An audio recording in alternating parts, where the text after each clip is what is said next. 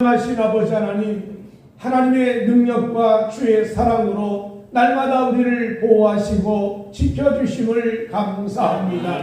하나님 앞에 나와 예배드리고 신령과 진정으로 예배드리는 이 시간이 하나님께 영광이 되게 하여 주옵소서.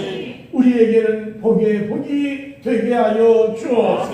주의 전에 엎드린 제 백성들, 저와 우리 모두에게 십자가의 보혈을 덮어주셔서 모든 허물과 모든 죄, 모든 악성을 다 제거하여 주옵소서. 의와 거룩함으로 살아갈 수 있는 복을 내리워 주옵소서. 하나님, 이 나라가 안정되기 원합니다. 대통령과 모든 위정자들이 나라를 잘 끌어갈 수 있는 지혜와 능력을 부어 주옵소서. 하나님, 간절히 기도합니다. 우리 성도들의 가정에도 복을 내리워 주옵소서. 어려움이 해결되게 하여 주시고 직장이나 사업장에 힘든 일, 어려움이 생기지 않게 하여 주옵소서. 대를 물려가며 믿음 생활하며 기도하고 하나님을 의지한 삶의 열매가 넘쳐나도록 축복하여 주옵소서. 이 시간도 저나 우리 모두에게 말씀과 성령과 능력과 기적으로 충만하게 하여 주옵소서. 예수님 이름으로 간절히 기도하옵나이다. 아멘. 저 배인사입니다. 하나님 우리를 도와주십니다. 이 자리에 앉으시기 바랍니다. 하나님께서 날마다 우리를 도와주시고 평안하고 복된 삶을 살아갈 수 있기를 주의 이름으로 축원합니다. 오늘은 전 여러분과 함께 항상 있을 세 가지, 이런 제목으로 하나님 말씀을 나누겠습니다. 과일을 보면 껍질과 속 내용물이 있습니다. 그래서 껍질을 벗겨내면 아주 좋은 내용물이 있겠지요. 근데 사람도 똑같습니다. 겉으로 보기에는 사람이 별 차이가 없는 것 같지만 겉사람과 속사람이 있다는 거죠. 겉사람은 육신의 삶을 말하는 것이고 우리의 속사람은 하나님이 함께하는 풍성한 영혼을 의미하고 있습니다. 그래서 우리가 늘 얘기하기를 우리 잘 살아봅시다 라는 얘기를 한다는 얘기는 육신적으로 건강하고 평안하고 먹고 마시며 사는 생활의 안정과 평안함을 얘기하는 것입니다. 그래서 오늘 여러분의 삶에도 늘 평안하기를 주 이름으로 축원합니다. 그런데 또 하나, 이 속사람도 평안하고 속사람도 성장을 해야 되겠다는 겁니다. 우리가 육신의 삶에 묶여있다 보니까 내적인 삶을 잘 몰라요. 그래서 이 내적인 삶을 날마다 새롭게 하고 풍성하게 만드는 일도 해야 된다는 거죠. 바울은 말하기를 우리가 낙심하지 아니하노니 우리의 겉사람은 낡아지나 우리의 속사람은 날마다 새로워지도다 그랬어요. 나이가 먹으면 육체의 병이 생기게 마련입니다. 무릎도 아프고 허리도 아프고 또 모든 일이 내 마음대로 되지 않는 걸 경험하면서 우리의 삶이 갈수록 나이가 먹으면서 힘들다라는 표현을 쓸 수밖에 없어요. 그러다 보니까 당연히 오늘 겉사람이 맑아지듯이 우리의 삶이 좋아지고 평안하기를 원하지만 여러분 편하지가 않아요. 이게 우리의 현실입니다. 그러나 오늘 성경에 말하기를 속사람은 날마다 편안하고 좋아지면 겉사람도 이길 수가 있다는 얘기예요. 오늘 여러분, 저나 여러분이 속사람이 잘 되면 우리의 육적인 삶도 그리고 하는 모든 일도 복되게 될 수 있는 것은 이 영혼이 잘 되면 하나님의 손길이 우리의 삶을 지도하신다는 얘기죠. 그래서 바울은 우리에게 말하기를 속사람이 잘 되려고 한다면 우리가 잘하는 대로 신앙의 세 가지 요소가 필요하다는 겁니다. 그래서 오늘 성경에 고린도전서 13장 10장에 말한 것처럼 믿음, 소망, 사랑, 이 세 가지는 항상 있을 것이라고 했어요. 믿음과 소망, 사랑이 속사람의 영양분이에요. 속사람이 자라는데 아주 중요한 요소예요. 이 속사람이 새로워지게 하는 아주 중요한 요소가 믿음이요, 소망이요, 사랑이라는 거죠. 우리 함께 신앙생활하면서 겉사람은 여러분이 일도 하고 노력도 하고 병원에도 가기도 하고 좋은 음식을 먹으려고 하면서 평안함을 유지하지만 속사람이 정말 잘 되게 하는 삶의 요소는 별로 신경을 못 쓰게 되고 있습니다. 그래서 이 속사람이 정말 잘 되려고 한다면 제일 먼저 중요한 첫 번째가 뭐냐? 우리에게 믿음이 있어야 된다는 거예요. 오늘 여러분 한 사람 한 사람이 믿음으로 사는 삶이 되시기를 주 이름으로 축원합니다. 근데 믿음의 마지막은 뭔가? 왜 믿음으로 살아야 되는가? 믿음의 결과를 말합니다. 베드로서 1장 9절에 말한 것처럼 믿음의 결국 곧 영혼의 구원을 받음이라 했어요. 신앙생활에서 믿음이라는 것이 중요하다고 늘 얘기합니다. 착한 행위, 선한 일을 많이 해서 구원받는 것이 아니라 십자가에 죽은 예수님을 통하여 내 죄 용서를 받고 내 삶에 하나님의 은혜로 거듭나야만 지옥에 갈 사람이 천국 간다고 얘기하는 이 놀라운 구원의 은혜는 행위로 된 것이 아니라 믿음으로 되는 것이라는 겁니다. 성경에 말하기를 의인은 오직 믿음으로 산다고 했으니 여러분이 믿음을 통해서 구원의 은혜가 임하는 삶이 되시기를 주 이름으로 축원합니다. 그러면 내가 믿음이 뭔가 라고 규정을 지으려고 한다면 믿음이 뭡니까? 믿음의 열매가 구원인데 내가 믿음이 있냐 없냐를 무엇으로 할 수 있냐는 거죠. 우리 흔하게 말합니다. 믿음을 보여주세요 라고 한다면 믿음이 뭘까? 믿음의 가장 중요한 첫 번째는요, 하나님을 인정하는 거예요. 하나님은 살아계시다. 하나님은 창조주가 되신다. 하나님 나의 구원자가 되신다. 입술로 내가 하나님을 고백할 때 그 하나님에 대한 고백이 곧 믿음이 된다는 거죠. 히브리서 11장 8절에 6절에 말한 것처럼 믿음이 없이 하나님 기쁘시게 못하나니 하나님께 나아가는 반드시 그가 계신 것과 그랬어요. 분명히 하나님 살아 계시고 하나님은 유일무이하게 계시는 창조주가 되시고 그분밖에 인간을 구원할 수밖에 없는 존재가 하나님이라는 거예요. 그 하나님을 내가 주인으로 고백하는 거예요. 성경에 말한 것처럼 입술로 고백하면서 믿음의 고백이 구원을 받는다는 겁니다. 뿐만 아니라 그가 자기를 찾는 자들에게 상 주신 이심을 믿어야 한다고 했는데 믿음의 상이 뭡니까? 구원입니다. 천국입니다. 하나님의 영광의 나라에 들어가는 거예요. 그래서 우리 모두가 항상 우리의 삶에 고백이 필요해요. 예수님은 나의 주님이십니다. 예수님은 나의 그리스도이십니다. 교회의 기초가 뭔지 아시죠? 베드로의 고백 아닙니까? 주는 그리스도시요 살아계신 하나님의 아들이십니다. 이 고백이 여러분 믿음의 첫 출발이에요.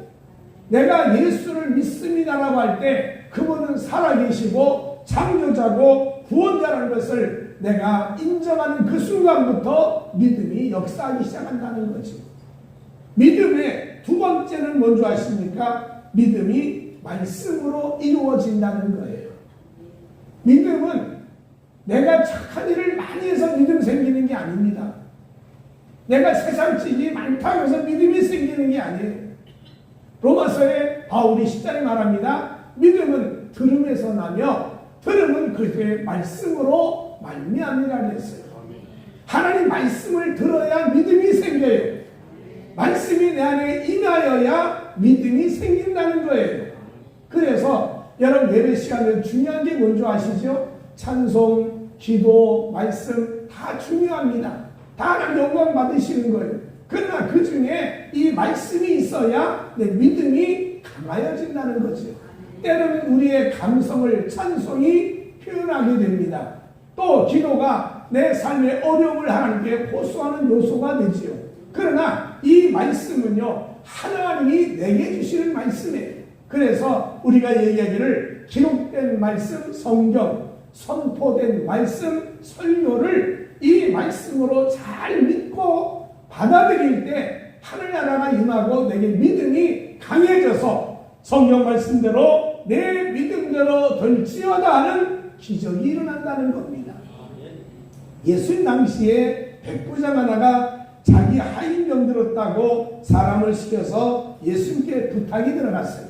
예수님, 백부장의 하인 하나가 병이 들었는데 고쳐주셔야 됩니다. 그랬더니 백부장의 하인인데 뭘 그렇게 생각해? 아마 그랬겠죠. 그랬더니 사람들이 말하기를 이 백부장이요, 성전 우리 유대인들을 위해서 성전을 위해서도 수고를 많이 하고 구제도 많이 하고 유대인에서 많은 사랑을 베풀었습니다. 그러니까 예수님이 가셔서 고쳐주셔야 되겠습니다. 그랬어요. 그럼 내가 가지 뭐. 그랬더니 아마 누가 전달했나 보지요. 백부장이 그 얘기를 듣고 말하면서 이런 얘기합니다. 예수님, 우리 집에 안 오셔도 됩니다. 그랬어요. 저 같으면요, 빨리 오세요 그럴 것 같아요. 근데 백부장이 안 오셔도 된다는 거예요. 그래서 말씀하시기를 예수님은 하나님이신데 우리 같은 집에 안 오셔도 상관이 없습니다. 단지 말씀만 하시면 내 하인이 나올 줄로 믿습니다. 내 위에도 상관이 있습니다. 내 상관이 나보고 오라보고 가라면 갑니다. 내 밑에 하인들도 있는데 내가 오라보고 가라면 갑니다. 이게 권세가 아닙니까? 예수님은 하나님이신데 말씀의 권세를 가지고 명령만 하시면 내 하인이 나올 줄로 믿습니다. 예수님이 그 얘기를 듣고 하는 말씀이 내가 이스라엘 땅을 많이 달려봤지만 내가 이만한 믿음 내가 보지 못했다고 그랬어요.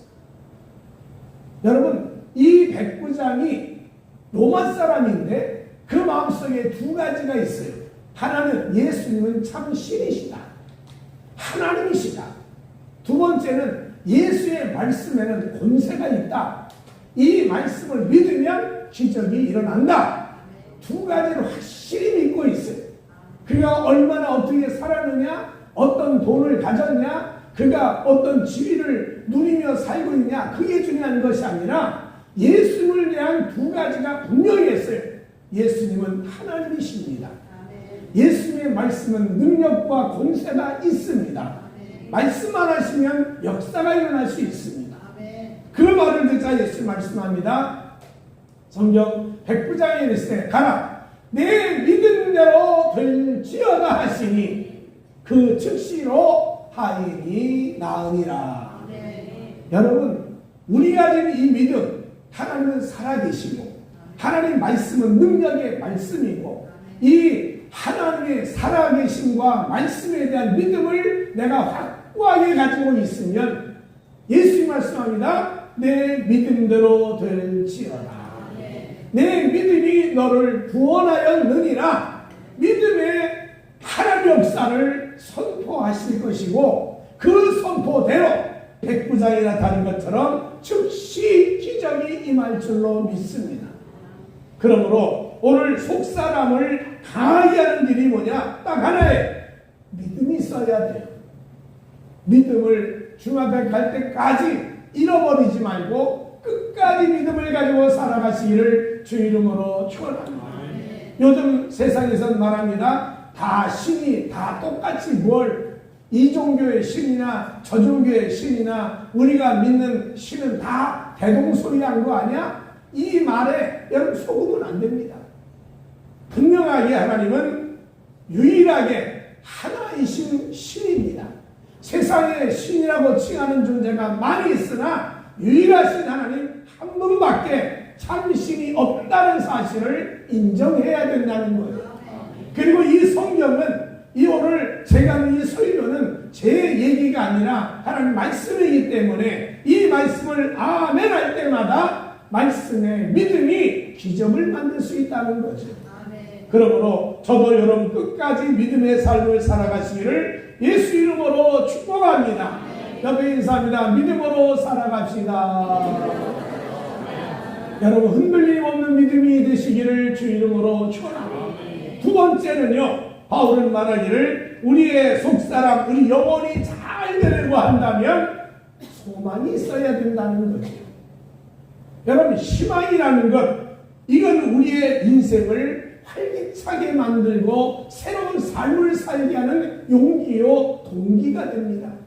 그래서 우리는 희망을 버리지 말고 소망을 버리지 말라는 말을 늘 쓰고 있습니다.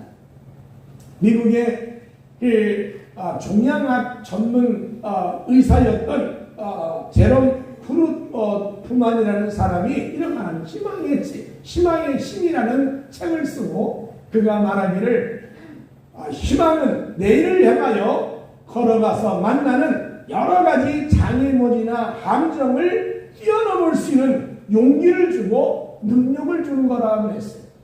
그러니까 희망, 소망이 있다는 얘기는 내가 인생을 걸어가는데 수많은 장애물, 때로는 함정, 여러 가지 전쟁의 위기 같은 어려움이 다가오지만 그걸 이길 수 있는 용기를 주고 그거를 이길 수 있는 능력 주는 것이 바로 소망이고 희망이라는 거예요.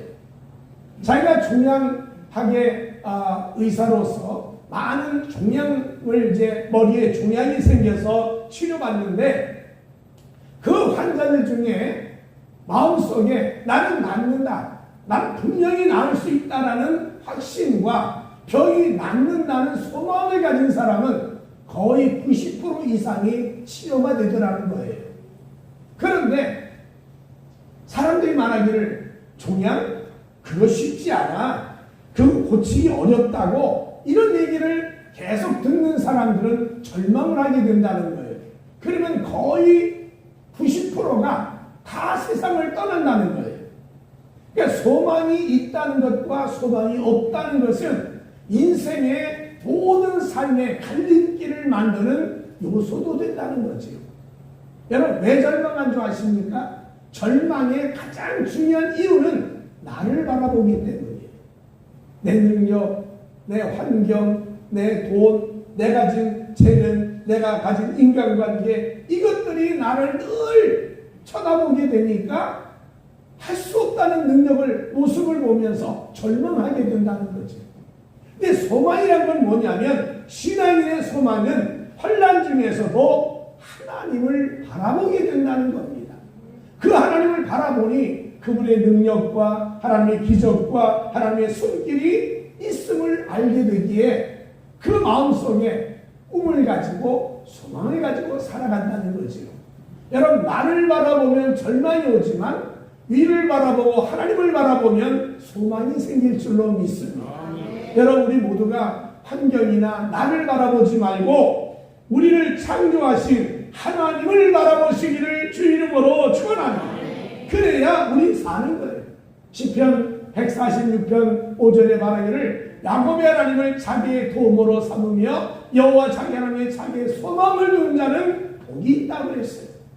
여러분이 하나님께 소망을 두고 하나님을 의지하고 하나님이 베푼 기적들을 되새기고 여러분 성경 속에 나오는 하나님을 자꾸 되새기면 소망이 생긴다는 거예요. 근데 하나님 말씀은 보지 아니하고 그저 나를 쳐다보며 내 능력, 내 지혜, 내 환경, 내 물질, 내 인간관계 이것만 보면 절망이 온다는 거죠. 그래서 우리의 소망은 하나님을 바라봐야 되는데 여러분 소망의 특징이 뭔지 아세요? 소망은 제일 먼저 중요한 첫 번째가 하나님의 능력을 체험한다는 거예요. 소망을 가져야 하는 능력을 체험하게 돼요. 여러분 이스라엘 백성을 애굽에 인도했던 모세가 그들을 호리 앞에 딱 섰습니다. 백성들이 다 앉아가지고 모르냐서요.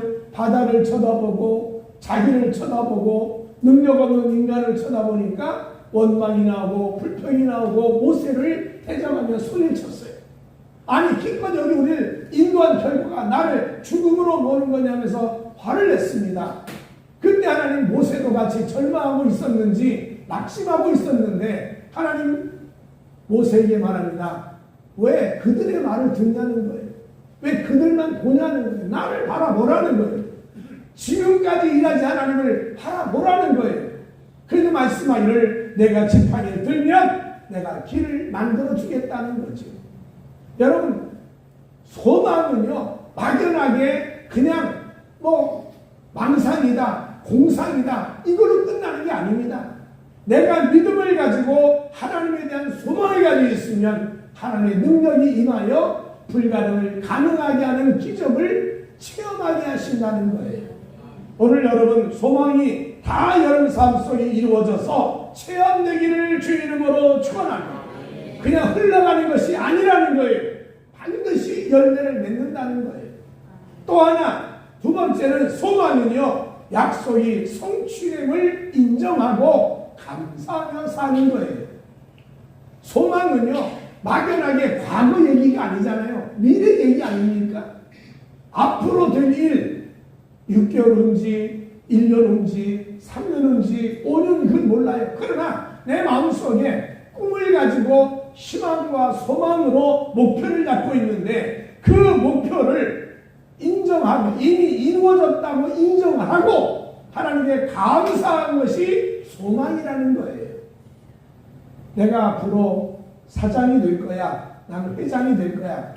내가 지금 평사원인데 그 일을 감당할 능력과 재능은 없어요. 그러나 하나님이 기도하면서 도와줌을 믿고 내가 성실하게 열심히 살면 하나님이 하신다. 그러면 앞으로 5년 후에 내가 사장 된 것을 생각하고 하나님께 감사하면서 하나님 응답해 주심을 감사합니다 하고 기도하며 사는 것이 소망을 가지고 사는 삶이라는 거예요. 여러분 기도한 거 언제 응답됩니까? 여러분이 기도한 모든 내용들이 1년 후에 응답됩니까? 5년 후에 응답됩니까? 그 약속을 내가 인정하고 그리고 하나님 앞에서 응답된 것에 대한 감사와 찬양이 하나님께 올려져야 된다는 거예요. 성경에 아브라함이라는 사람을 우리 잘 알고 있지요. 하나님께서 아브라함 말하기를 내가 너로 큰 민족을 이루겠다고 했어요. 아브라함과 사라가 웃었어요. 하나님, 우리 나이가 몇인데요? 75입니다. 우리 타향살이하며 내 땅 하나 없습니다. 아니 우리 부인 사라가 죽었는데도요 땅이 없어서 묘지를 삼을 땅이 없는 납니다. 그냥 동서남북을 바라보면서 이거 다 우리한테 주실 거야 하고 생각하는 것 뿐이지 난 아무것도 없다는 거예요. 근데 하나님 말씀하시기를 내가 너에게 큰 민족을 이룰 것이며 내 몸에서 자식을 낳게 할 거라고 했어요. 그 약속을 받고 그 꿈, 소망을 가지고 아브라함이 살아가는데 5년 지나가고 10년이 지나가고 아무런 변화가 없습니다. 소망이 다 끊어진 것 같았어요. 하나님 능력이 없는 것 같았어요. 하나님이 아무 약속을 이루어주지 않는다고 생각했어요. 그래서 자기를 바라보면서 실망하여 하가를 얻어 이스마엘을 낳았는데 그 결과가 가정에 어려움이 생긴 거죠. 그러나 끝까지 25년을 하나님 바라보게 하시려고 중간중간 천사를 보내서 말합니다. 자녀를 낳을 거야. 내 몸에서 애를 줄 거야. 너는 큰 민족을 만들어 줄 거야. 끊임없이 반복했어요. 그때마다 여러분 아브라함도 낙심하고 웃으면서 가능할까요? 그 안에 사라는 부엌에 들어가서 아이고 정신없는 얘기 또 하시네. 웃고 막 그랬다는 거예요.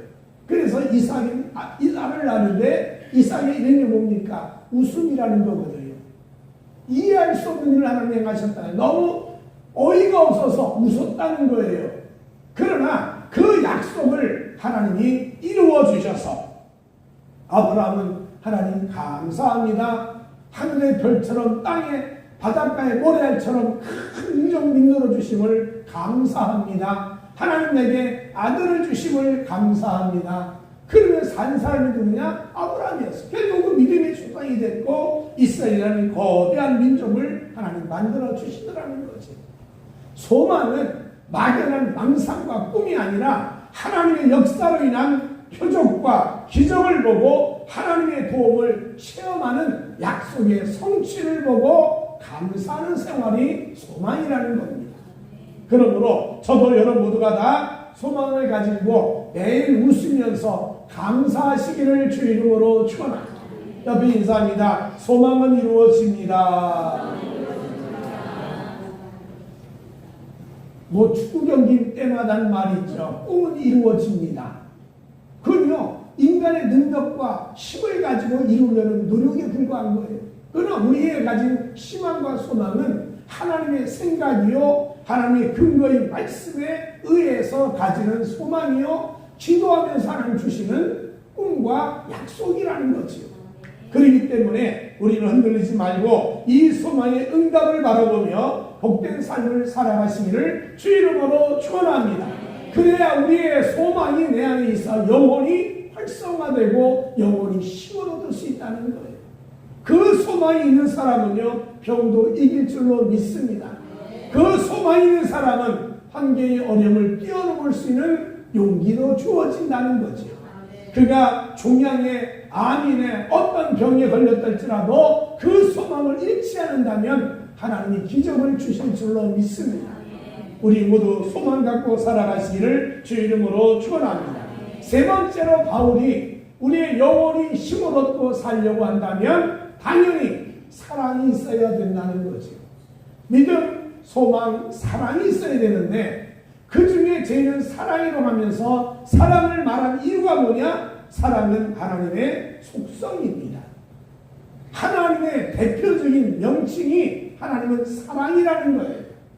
그래서 믿는 사람이든 안 믿는 사람은 다 동일하게 말합니다. 하나님은 사랑이라며 사랑이 하나님이라는 거죠. 그래서 이 하나님의 은혜가 저나 여러분의 삶 속에 주어지면서 이 사랑을 삶 속에서 하나씩 하나씩 이루어가는 삶을 살아가는 거예요. 신적인 사랑이 우리 안에 주어집니다. 바울이 말한 것처럼 로마서 5장 5절에 성령으로 말미암아 사랑이 우리 안에 부음바가 되면 오늘 고린도서 13장에 나온 것처럼 사랑의 여러 가지 모습이 나옵니다. 사랑은 오래 참고, 사랑은 온유하며 시기하지 아니하며, 사랑은 자랑하지 아니하며, 교만하지 아니하며, 무례행하지 아니하며, 자기의 유익을 구하지 아니하며, 성내지 아니하며, 악한 것을 생각하지 아니하며, 불의를 기뻐하지 아니하며, 진리와 함께 기뻐하고, 모든 걸 참고, 모든 걸 믿고, 모든 걸 바라며, 모든 것을 견디느니라. 성자 나오네요. 이대로 사는 성자지요, 뭘. 안 그렇습니까? 누가 이렇게 살 수가 있나요? 저도, 여러분도, 산에 들어가서 수도를 하고 돌을 닦은 사람도요, 이대로 못 삽니다, 여러분. 하나님의 신적인 사랑이 내게 부어져야 그나마 이거 조금이 행할 수 있을까? 우리 행하지 못한다는 거죠. 그런데 문제는 시대가 가면 갈수록 신의 사랑뿐 아니라 인간의 사랑이 점점 식어져 간다는 거예요. 예수님 말씀합니다. 불법이 성함으로 많은 사람의 사랑이 식어지리라. 죄가 많아지니까, 세상이 악해져 가니까 사랑이 갈수록 식어진다는 거예요. 저도 여러분도 사랑한다는 말은 잘하는데 사랑이 지금 식어가고 있어요. 저도 식어가고 있어요. 여러분도 식어가고 있지 않습니까? 사랑이 식어가고 있어요. 이 사랑이 식어갔다고 해서 우리 안에 사랑이 없는 건 아니라는 거죠. 그 사랑이 우리 안에 있어요. 그 사랑을 가지고 우리가 작은 능력이지만 사랑을 실천하며 열심히 살아가면 하나님이 우리 안에 거하신다는 거예요. 여러분, 우리가 가진 능력이 작고 연약하고 보잘것없는 사랑이지만 이 사랑을 실천하며 살면 하나님이 우리와 함께 계신다는 거예요. 성경 요한일서 4장 12절에 말합니다. 어느 때나 하나님을 본 사람이 없으되 만일 우리가 서로 사랑하면 하나님이 우리 안에 거하시고 그의 사랑이 우리 안에 온전히 이루어지느니라.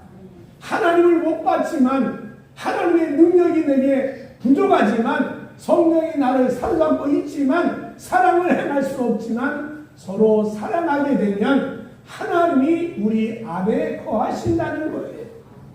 내 마음에 거하실 줄로 믿습니다.